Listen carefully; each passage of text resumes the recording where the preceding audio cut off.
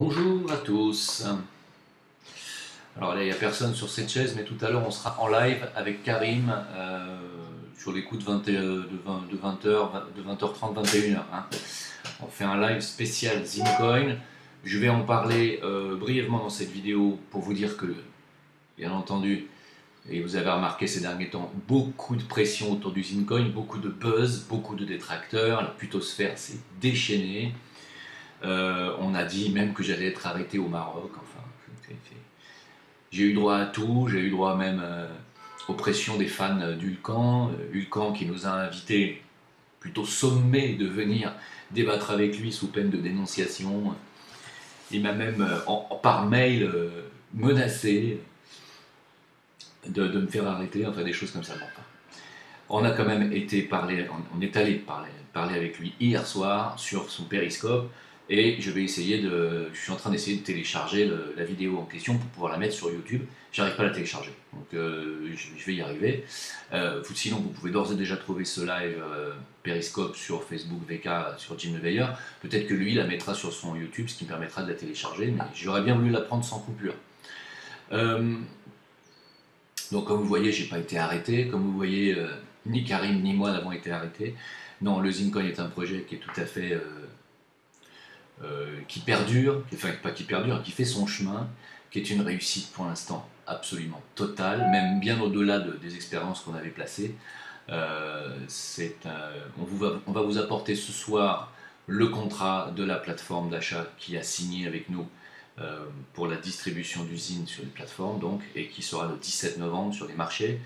On vous apportera le contrat. On ne vous montrera pas le nom de cette plateforme. Stratégiquement, on vous expliquera pourquoi, parce qu'il y a beaucoup de détracteurs, comme vous l'avez vu, et certainement beaucoup de gens qui veulent la mort de ce projet. Donc, on ne donnera le nom de la plateforme qu'aux personnes qui ont acheté d'usine et qui nous le demanderont en privé. Voilà.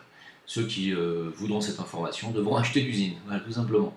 Tout ce que je peux vous garantir, c'est que ce contrat existe et que vous pouvez déjà trouver l'information déjà sur le net pour ceux qui cherchent. En ce qui concerne, bien entendu, cette mise sur les plateformes du Zincoin, cela n'est pas gratuit, contrairement à ce que Ulcan hier a dit pendant le périscope. J'ai pas eu le temps d'en placer une. Je vous dis honnêtement, vous avez écouté le live, il n'y a que Karim qui a parlé, j'ai pas pu en placer une. J'ai parlé 2 phrases à la fin du live. J'ai pas pu parler. Voilà. Donc c'est bien, Karim a défendu son beefsteak, c'est normal, c'est son bébé. Karim est un génie, il faut le savoir. Karim est quelqu'un qui a une faculté d'analyse et qui a une faculté à comprendre les choses qui va plus vite que tout le monde. C'est quelqu'un qui est très doué. C'est pas pour autant que je suis manipulé. Ne pensez pas que je suis en deçà de ses capacités intellectuelles. Je dis que lui est très doué. Voilà. Pour pouvoir rentrer sur les plateformes et sur les marchés, ça a coûté 30 bitcoins. C'est 300 000 euros. Vous signez avec une plateforme. Tout ça, c'est pas parce que Ulcan disait dans son périscope qu'avec 70 euros, n'importe qui peut monter un Zincoin.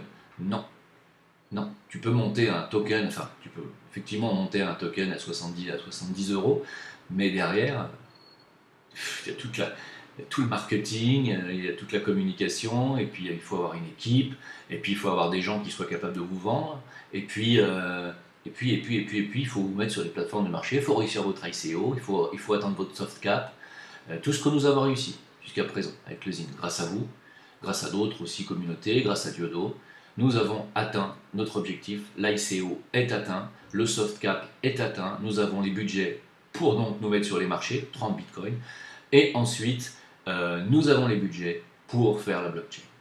Alors une blockchain, sachez-le, c'est entre 300 000 et 1 million d'euros. Vous voyez, Monsieur Hulcan est très très très loin du compte quand il pense qu'avec 70 euros, on aurait pu réussir ce même tour de passe-passe qui, soit pour lui, est une arnaque qui coûte quand même extrêmement cher, vous l'aurez compris, et vous comprenez pourquoi, pourquoi tout a un coût et pourquoi ça finit par aussi avoir une valeur.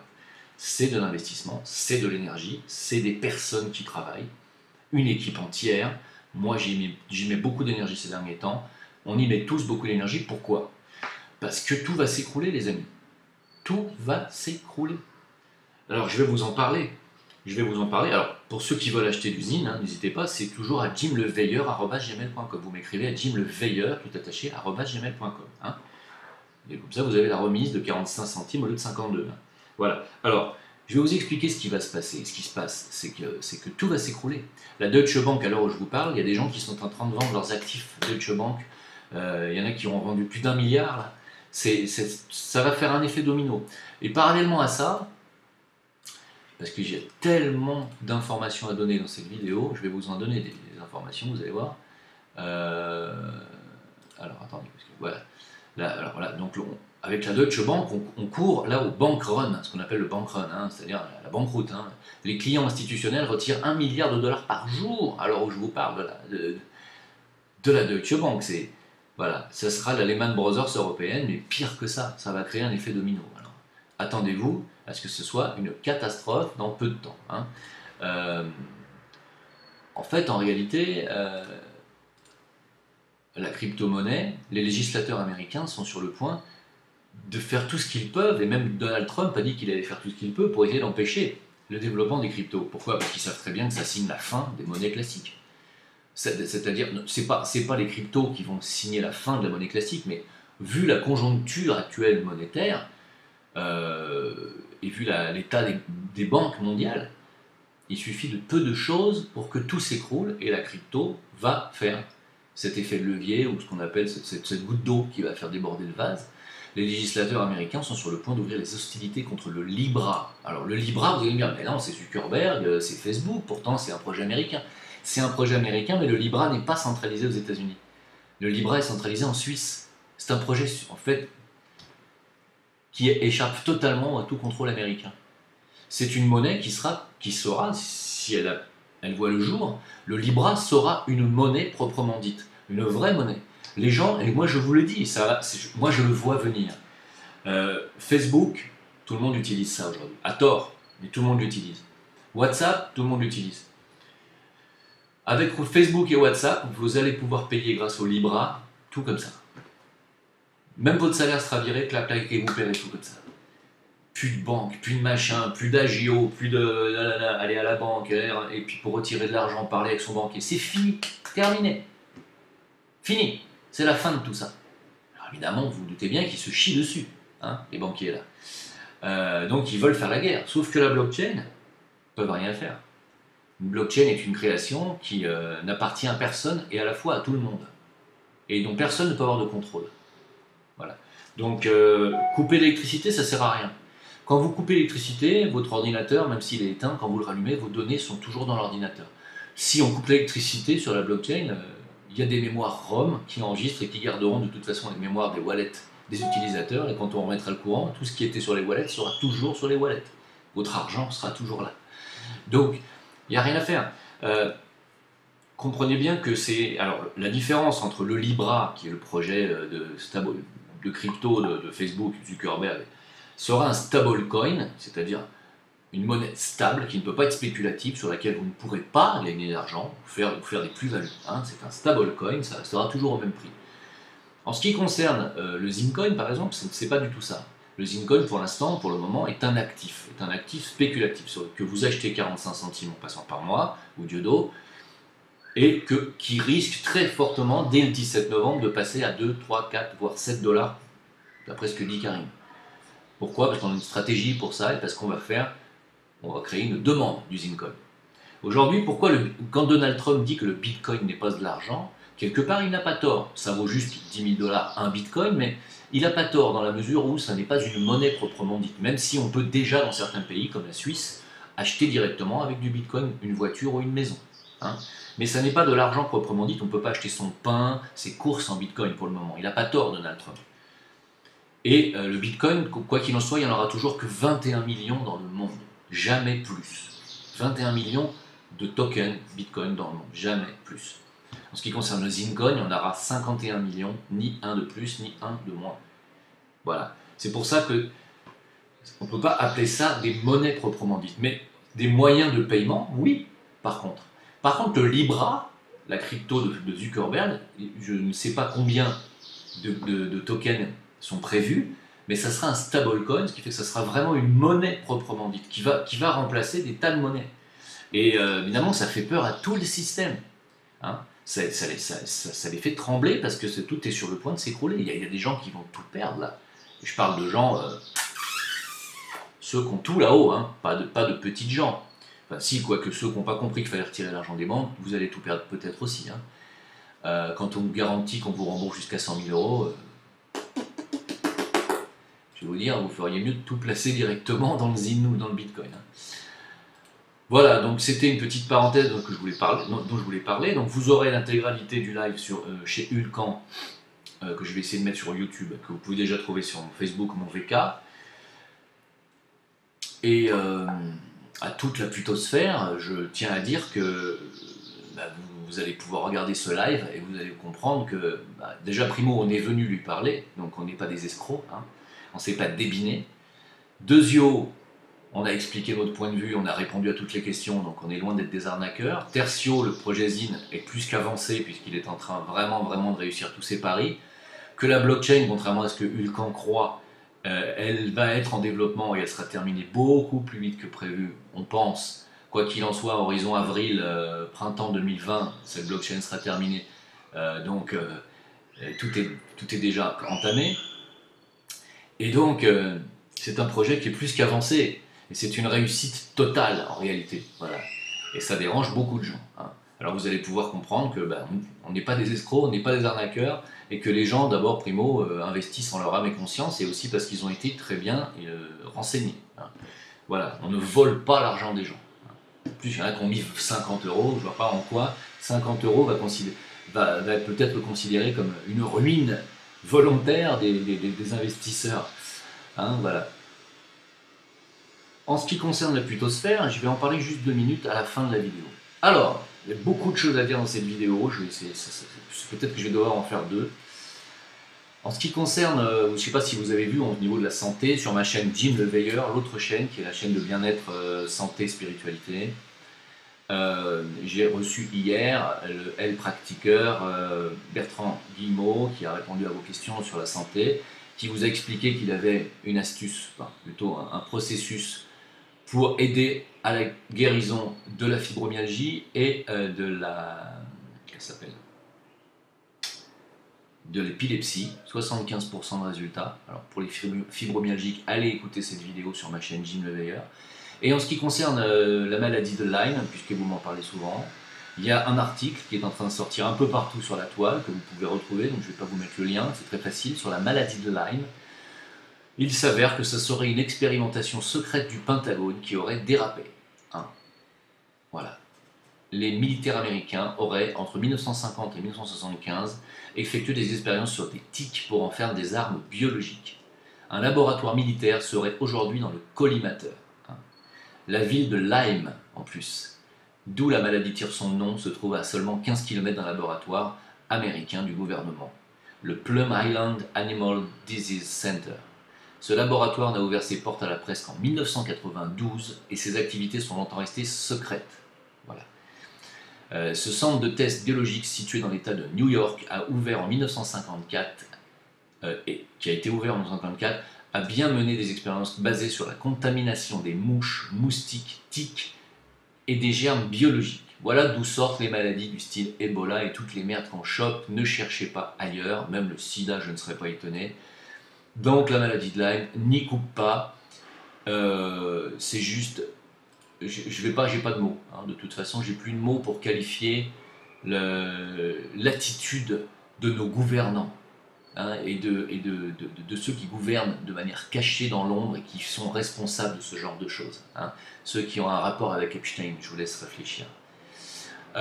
Sanofi, alors évidemment, vous avez vu qu'ils ont voté pour le déremboursement de l'homéopathie en France. Alors il y a plein de blaireaux de la blairosphère qui vont me dire « Ah mais c'est tant mieux, parce que comme c'est de toute façon un effet comme c'est un placebo, que c'est une escroquerie l'homéopathie, tant mieux qu'on le dérembourse, et il est temps que ça s'arrête. » Voilà, ça c'est ces connards qui se soignent aux produits chimiques et qui en prennent jusqu'à la fin de leur jour. Sachez qu'il y a des gens qui se remboursent autrement, qui se soignent autrement et guérissent autrement, et ils ont des résultats, hein, et notamment avec l'homéopathie.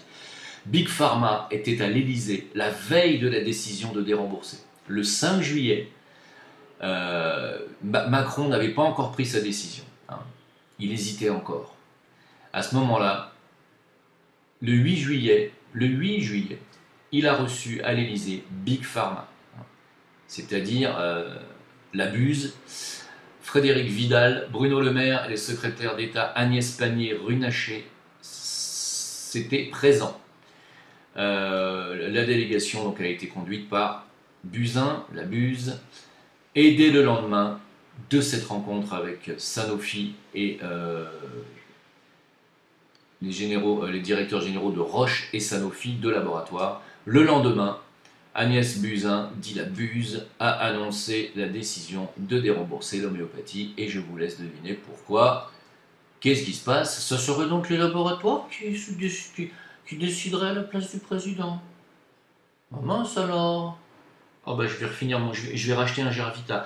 Alors il y en a qui me font marrer parce qu'il y en a parmi vous qui m'écrivent que le Gervita c'est pas terrible au niveau goût.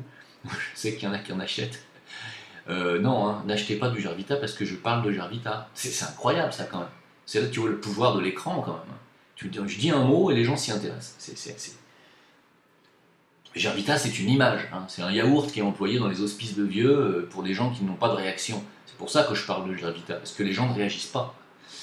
Hein. Alors, donc voilà. Pendant ce temps-là, le nucléaire français, on nous dit c'est génial le nucléaire, tu te rends pas compte? Ouais, on peut se chauffer, c'est pas cher, ça pollue pas. Alors, ça pollue pas. Empoisonnement de l'eau potable de millions de Français au tritium. Alerte sur une contamination, un isotope rejeté par les centrales nucléaires françaises dans l'eau potable de 6,4 millions de personnes en France. Vous pouvez entendre 60 millions de personnes, parce que je ne vois pas pourquoi il n'y aurait que 6 millions de personnes qui seraient touchées par une contamination qui touche les eaux françaises. Hein. Donc voilà ce que rejettent les centrales nucléaires, même si on nous dit qu'aucune valeur ne dépasse le critère de qualité de 100 becquerels par litre. En réalité, on nous balance du tritium qui empoisonne et contamine clairement la population française. Voilà, et là, pour aller enlever ça, bonjour madame, je n'ai pas la solution. Je ne sais pas quoi dire, quoi faire. Je vais essayer de voir s'il n'y a pas un truc, mais franchement, ne vous étonnez pas après derrière si vous avez des tas de maladies que personne ne comprend et si vous souffrez. On vous fait bouffer de la merde, boire de la merde en permanence. On vous balance des mouches qui sont maintenant traitées dans des laboratoires depuis 1950 qui vous balancent des maladies. Et vous vous étonnez, ouais mais je sais pas pourquoi, j'ai mal ci, j'ai mal là, j'ai telle maladie, et qu'est-ce que tu penses de ci, et qu'est-ce que tu penses de ça, et est-ce que tu aurais un remède miracle? J'ai pas de remède miracle contre le Satan. Satan, ça clique, et tous les effets pervers qu'il y a derrière. Parce que tout ça, là, empoisonnement au tritium, maladie de Lyme balancée par des mouches modifiées en laboratoire, moi j'ai pas de remède miracle contre ça, vous voyez. Le seul remède miracle que j'ai, c'est la prière, hein, centrez-vous sur ce que vous êtes, ce que vous avez à faire dans cette vie. Ne vous souciez pas trop de votre santé autant que vous pouvez, dans la mesure où essayez de manger sainement, de boire de l'eau filtrée le plus possible, et parce que vous voyez maintenant l'intérêt de boire filtré. Hein. Et faites ce que vous avez à faire, aidez le plus de gens possible, soyez dans l'amour, la compassion, le don de soi, dans l'aide inconditionnelle, et vivez votre vie. Voilà, parce que vivez votre vie dans la compassion et ne soyez jamais soumis. Voilà, c'est tout ce que j'ai à vous dire. Il n'y a pas de remède miracle là. S'ils veulent nous empoisonner demain, ils nous empoisonnent demain. Voilà, ils ont déjà empoisonné la moitié de la planète, ils ont empoisonné la moitié de l'humanité, pas dire plus. Et je vois pas comment on pourrait les en empêcher. Ils tiennent tout. Ils tiennent tout. De la banque à l'agroalimentaire, à l'eau, à l'énergie, à l'armement, à l'éducation, à la justice, à la politique, aux médias, tout. Donc qu'est-ce que vous voulez qu'on fasse? Rien. Vivez votre vie en toute état de conscience. Voilà, sachez dans quel monde vous êtes tombé. Vous êtes venu vous incarner dans le monde de Satan. Très bien. Eh bien, vous y êtes. Voilà. Moi, je n'ai pas de pilule miracle contre Satan. Il est plus fort, il faut reconnaître. Mais il ne gagnera pas, parce qu'il est plus fort dans ce monde, mais nous on n'est pas de ce monde, donc quelque part on l'emmerde. Hein. Des manipulations secrètes de Facebook sur les photos que vous téléchargez sur votre Facebook, figurez-vous. Un chercheur australien a détecté un code secret que Facebook intègre dans toutes les images téléchargées sur sa plateforme. Utilise une technique adoptée dans la presse et le réseau social pourrait ainsi pister des clichés partout. C'est-à-dire qu'à partir du moment où vous avez mis une de vos photos sur Facebook, elle est pistable partout sur le net. Alors, c'est pas les petits youtubeurs là qui ont réussi à hacker le Facebook de ma femme, à balancer des informations personnelles sur YouTube, sur certaines chaînes que je ne citerai pas, à balancer les photos de ma femme, son identité, son nom, à la traiter de pute, hein, de pute philippine. Bien entendu, les instances juridiques sont saisies, bien entendu, j'ai déjà vos adresses IP, les mecs. Et bien entendu, Dieu m'en est témoin, on va se retrouver très bientôt. Parce que ça, je ne suis pas tout seul à l'avoir mauvaise après certains d'entre vous. Alors j'en profite pour faire un petit appel. S'il y a parmi vous des hackers ou des gens qui sont capables d'identifier certains youtubeurs, certaines adresses, contactez-nous, on a une très très belle récompense pour vous. Une grosse récompense. Parce qu'il y a des gens qu'on aimerait attraper. Gentiment, bien sûr, il ne s'agit pas d'aller tuer quelqu'un. On a juste envie de discuter avec ces personnes et je ne peux pas vous donner les noms, mais en privé. Voilà. Si vous êtes habilité à pouvoir faire ce genre de recherche, et n'hésitez pas, il y a une très très grosse récompense. Voilà. Avant, bien entendu, que je saisisse la justice pour de vrai, pour réclamer auprès de YouTube, bien entendu, les adresses IP, les identifiants de ces personnes qui mettent en danger ma famille et moi-même. De manière totalement irréfléchie. Ce sont des gens qui sont totalement irresponsables. Hein. Voilà. C'était une parenthèse. On va se retrouver, les gars. 12 Israéliens arrêtés à Chypre pour le viol présumé d'une touriste. Tiens, c'est plus ça. Encore des Israéliens? Oh bah merde alors. Je croyais que Epstein, Polanski, DSK, Woody Allen, Weinstein étaient des exceptions, moi. Semer la terreur. L'État islamique appelle à de nouvelles attaques en Tunisie. Donc si vous avez décidé de partir en vacances en Tunisie, prenez votre parapluie anti-Daesh, ce que vous voulez dire. Les États-Unis et Israël vont piller le pétrole de la Syrie occupée. Je sais plus ça encore. Oh bah moi je croyais qu'Israël avait juste installé des colons, moi, sur le Golan. Non, ils vont aussi piller le pétrole de la Syrie occupée. Voilà. Hein, c'est bien. Pas grave, tant qu'à faire, autant aller jusqu'au bout. Le pétrolier iranien a été saisi. Hein. Alors c'est une ONG israélienne, Shurat Hadin, se donne pour mission de défendre les victimes juives du terrorisme. Oui, alors ils ont saisi un pétrolier iranien. Hein, et une ONG israélienne exige sa vente pour demander des compensations. Voilà. C'est un tanker iranien. Ils ont dit non, mais c'est à nous. Hein. C'est comme le pétrole de la Syrie? Non, mais c'est à nous. Non, c'est à nous. Tout ça, c'est à nous. Alors, Hulkan m'a demandé de venir, si je voulais, débattre avec lui d'Israël sur son périscope. Moi, je ne suis pas sûr de vouloir y aller, parce que je ne sais pas trop ce qu'il y aurait à dire là-dessus. Un Israélo-Américain gère les puits de pétrole du nord-est de la Syrie. Oh, c'est bizarre, ça. Tiens donc. Bon, si vous voulez, hein.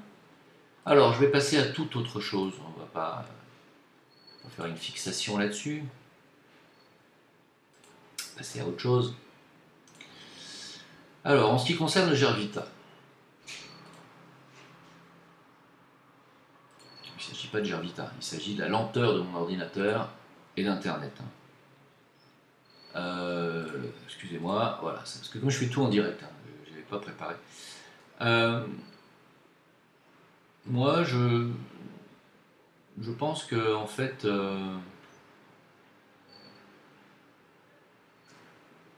oui, n'oubliez jamais aussi que le contribuable français finance à son insu à l'armée de Tsahal. Hein.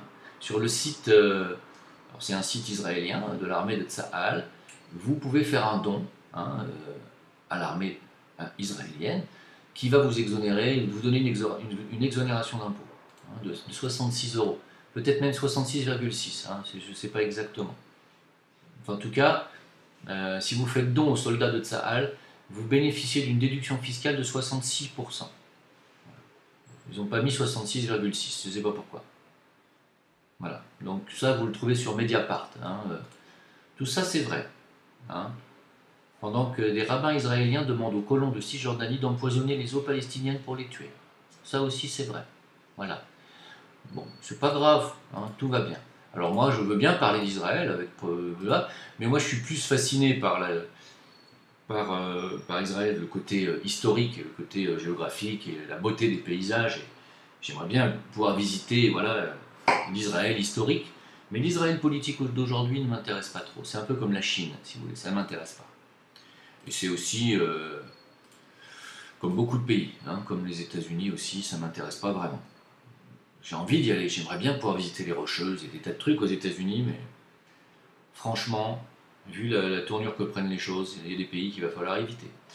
Juste pour terminer, sachez que notre ministre de l'Intérieur, Castaner, a distribué des médailles à tous ceux qui ont bien éclaté la gueule aux gilets jaunes, aux policiers. Hein. On appelle ça la promotion gilet jaune. Ça aussi, c'est une information Mediapart. Hein, 9000 décorations. Voilà, de 9000. Alors, je ne veux pas dire de gros mots parce que je fais un travail en ce moment, il ne faut pas que je dise de gros mots. Donc, je ne dis pas de gros mots, mais Castaner a décoré quand même 9000 flics pourris, hein, faut le dire quand même, qui ont crevé des yeux, envoyé des gens à l'hôpital, etc. 9000 décorations pour avoir éclaté la gueule des gilets jaunes. Ça, c'est notre ministre de l'Intérieur, qui a dit qu'il n'y a pas de violence. Mais il n'y a pas de violence, mais il donne des décorations pour violence quand même. Parce que bon, c'est comme ça. Hein, voilà. Ouais. Bref. Alors ce soir, c'est la finale de la CAN, Algérie, je sais pas quoi, qui ne concerne pas du tout la France. Et bien entendu, il y a 2500 policiers qui sont répartis dans tout l'Hexagone pour contrer les supporters franco-algériens ou algériens. Dupont-Aignan a dit, s'ils préfèrent l'Algérie, qu'ils y retournent. Dupont-Aignan n'a pas compris que 99% des supporters de l'équipe de l'Algérie qui sont en France ne sont pas algériens. Ils sont français et ils sont nés en France et ils ne connaissent de l'Algérie que ce que leurs ancêtres ont bien pu leur raconter. Peut-être que la majorité d'entre eux n'y ont jamais mis les pieds. Alors quand Dupont-Aignan a dit s'ils préfèrent la France, ils n'ont qu'à y retourner, ils ne peuvent pas y retourner puisqu'ils n'en viennent pas. Ils n'y sont même jamais allés. Hein. Non.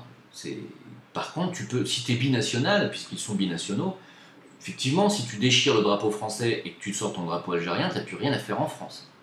Là, c'est clair. Donc, je pense qu'il va falloir remettre ça au goût du jour. La gravité de bafouement du drapeau national. Sachez que dans tous les pays du monde, cracher sur un drapeau, le brûler ou le déchirer, c'est passible de prison ferme, y compris au Maroc. Voilà. Donc,